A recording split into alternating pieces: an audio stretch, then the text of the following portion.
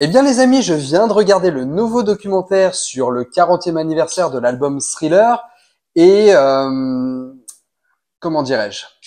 Je sais pas vraiment si je suis le plus objectif pour évaluer ce documentaire, mais je dois dire que j'ai une espèce de divergence entre un certain enthousiasme et une énorme frustration. Et quand je dis enthousiasme, c'est pas forcément pour les raisons que vous croyez, et d'ailleurs pour la frustration non plus. Bon, déjà, il faut se dire ce qui est. Spike Lee avait mis la barre tellement haute avec avec son documentaire sur le 25e anniversaire de Bad. Et là où il avait mis la barre en fait super haute, c'est que en termes d'images d'archives, on avait une réelle immersion dans la création et la conception de l'album Bad. Je veux dire, on accompagnait presque Michael dans les coulisses de l'album. Et il y avait une certaine promesse qui était tenue. Et on ne peut pas aborder ce documentaire Thriller 40 sans avoir en arrière-pensée le documentaire qui était celui de Spike Lee. Et ben, je vais vous dire une chose, c'est que le documentaire Thriller 40 s'éloigne énormément de la ligne éditoriale de Bad 25, mais s'approche extrêmement du documentaire The One sorti en 2003. Et ce qui est intéressant en plus, c'est que c'était à peu près le même concept, c'est-à-dire des artistes qui ont travaillé avec Michael, qui parlent de Michael et chantent les louanges de Michael. Alors encore une fois, que des artistes chantent les louanges de Michael, je n'ai absolument aucun problème avec ça, bien au contraire. Et c'est toujours très réconfortant de voir que en 2023, ces gens-là continuent d'idolâtrer Michael et continuent je dirais, de diffuser son héritage et de prôner un petit peu l'impact que Michael a eu dans la musique. Et autant vous dire que cette période Thriller est une période sur laquelle on ne peut pas passer à côté. Maintenant, la question que je me pose, même si c'est agréable à regarder, est-ce que réellement la promesse du documentaire est-elle tenue? Et encore une fois, je mets en doute aussi mon objectivité forcément parce que j'avais certaines attentes à travers ce documentaire et j'étais pas forcément dans une démarche où je voulais apprendre et comprendre des choses sur l'album Thriller parce que je pense que fondamentalement, on va peut-être apprendre en tant que fan en tout cas, attention, en tant que fan, hein, pour les gens qui connaissent peu Michael et qui connaissent en tout cas de loin musicalement parlant, bien sûr que le documentaire va pouvoir leur apporter des choses intéressantes. Là, j'essaie vraiment de cibler mon regard en tant que fan et de me poser la question, est-ce que je ressors de ce documentaire en ayant le sentiment d'avoir appris énormément de choses? Et pas tellement. Pas tellement. Alors, bien sûr qu'il y a des petites choses qui vont s'accorder à des éléments qu'on sait déjà, et j'aime penser, parce que c'est la réalité, que malgré tout le degré d'expertise que nous, fans, on peut avoir autour de Michael, et moi-même qui fais des vidéos sur Michael, je veux dire, j'en apprends encore tous les mois des trucs sur Michael.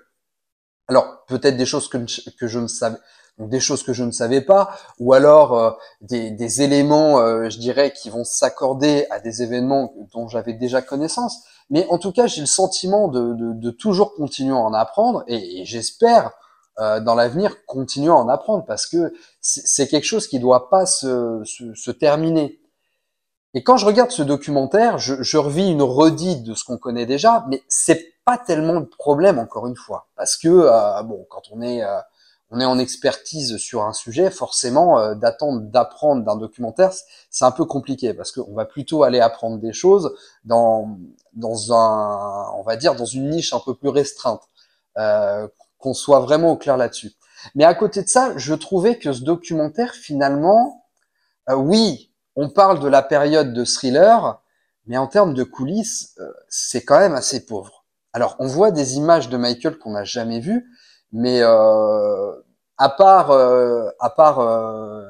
l'enregistrement de la chanson The Girl Is Mine, qui était un passage vraiment vraiment cool à regarder, il n'y a pas tellement de grosses images d'archives. Alors après, attention, si les images d'archives n'existent pas, elles n'existent pas. C'est sûr qu'on peut pas les inventer. Donc, j'ai pas de problème avec ça. Mais justement, le documentaire nous fait ressentir un petit peu ce manque de richesse en termes d'images d'archives.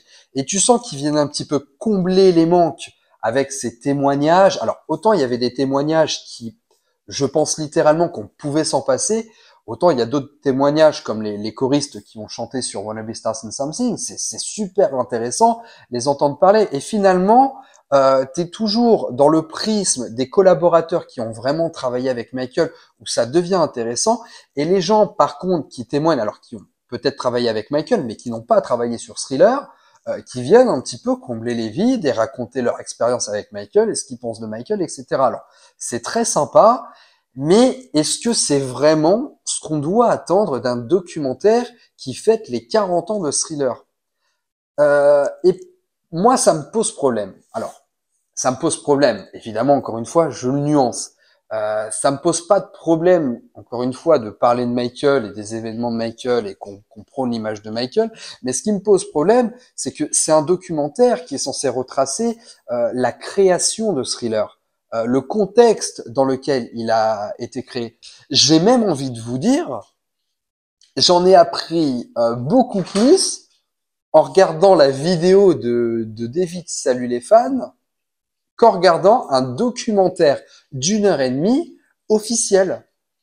Donc vraiment, ça me questionne sur qu'est-ce qu'on a voulu faire. Alors, ils ont mis en plus un moment à le préparer ce documentaire parce que les 40 ans de Thriller, c'était il y a un an, c'était pas cette année. Et le documentaire était déjà annoncé depuis un moment et donc forcément, on s'attendait déjà à voir venir sur cette période. Bon, il sort un an plus tard.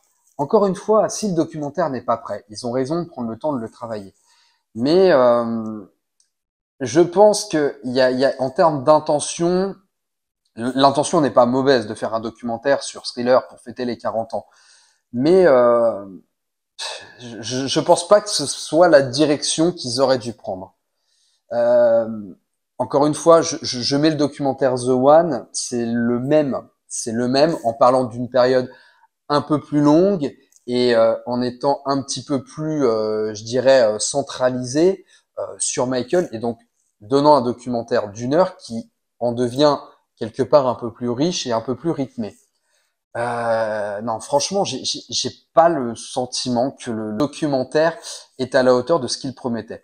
Et finalement, toute la bande-annonce est basée sur la seule chose que le documentaire a réellement à offrir aux fans, c'est-à-dire ces fameuses images d'archives qui sont éparpillées à travers le documentaire, mais également une qualité 4K sur le Victory Tour qui est juste sublime. Et ce qui est intéressant, c'est que quand tu regardes les images 4K du Victory Tour, tu pourrais te dire génial, génial, je vois des images du Victory Tour en 4K. Mais c'est pas du tout ce que je me suis dit. Je vous ai parlé de frustration en début de vidéo, on est en plein dedans. En fait, ma frustration, c'est de me dire qu'ils sont capables de faire une restauration nickel du Victory Tour et à aucun moment, l'estate envisage de te sortir un Victory Tour en Blu-ray. Mais et quand on pense en plus à la qualité d'image qu'on avait eue avec le Bad Tour en 2012, qualité VHS, tu te dis qu'ils sont capables de ça avec le Victory Tour. Je ne sais pas à partir de quelles images ils ont retravaillé ça, hein, mais on l'a vu tourner le Victory Tour sur YouTube. On voit les qualités qu'il y avait. Donc, il démontre quand même qu'il y a une capacité de restauration d'image immense, mais qu'elle n'est exploitée que pour quelques minutes dans un documentaire. Et je ne saurais même plus dire si c'est ou ridicule ou lamentable. D'ailleurs, vous me direz ce que vous en pensez dans les commentaires. Donc, ça m'amène finalement une très grande frustration par rapport à ça. Et tu sais, tu sais, c'est comme si on t'apportait un gâteau qui est sublime et quand tu l'as en bouche, bah, c'est pas ouf. Donc ouais, les images du Victory Tour, bien sûr, c'est commercialement parlant, c'est hyper vendeur, mais ça amène en vrai plus de la frustration qu'un réel plaisir à découvrir. Alors, bien sûr, je vais pas faire je vais pas faire le mec. Bien sûr que quand j'ai vu les images, j'étais waouh, c'est génial. Mais c'est une fois que c'est fini, avec un petit peu de recul, quelques instants de digestion après avoir vu le documentaire, que tu fais un peu ce bilan-là.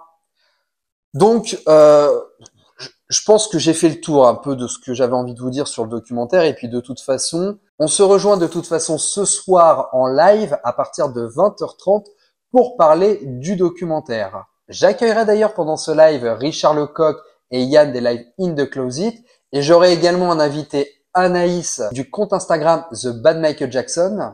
Et on va pouvoir développer un petit peu plus et échanger sur la façon dont on a abordé le documentaire. Donc on pourra se retrouver tous ce soir pour en parler un petit peu plus. Le chat sera évidemment disponible. Et si vous regardez cette vidéo après dimanche, sachez que vous pourrez toujours donner votre avis dans les commentaires et regarder le live en replay.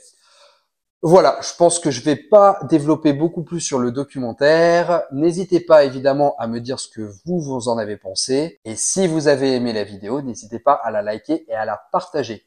Vous pouvez également soutenir la chaîne avec le lien Tipeee présent en description ou devenir membre premium et accéder à du contenu en avant-première.